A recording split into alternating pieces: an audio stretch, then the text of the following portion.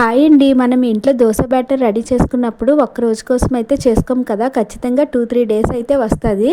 కానీ ఇంట్లో డైలీ దోశలు చేస్తే పిల్లలు తినడానికి ఒక్కొక్కసారి మారం చేస్తారు. అందుకే నేను దోశలు చేసేటప్పుడు ఈ విధంగా అయితే చేస్తాను. ఫస్ట్ డే అయితే నార్మల్ సాఫ్ట్ దోశలు అయితే చేసేస్తానండి. దీంతో పల్లి చట్నీ కానీ టమాటీ చట్నీ కానీ పెడతాను. నెక్స్ట్ డే అయితే కొంచెం రవ్వ అయినా కలుపుతాను, లేదంటే ఇలాగా పల్చగా మనం దోశలు వేసి సిమ్లో కానీ కాలిస్తే చాలా క్రిస్పీగా ఉంటాయి, దోశలు చాలా బాగా వస్తాయి.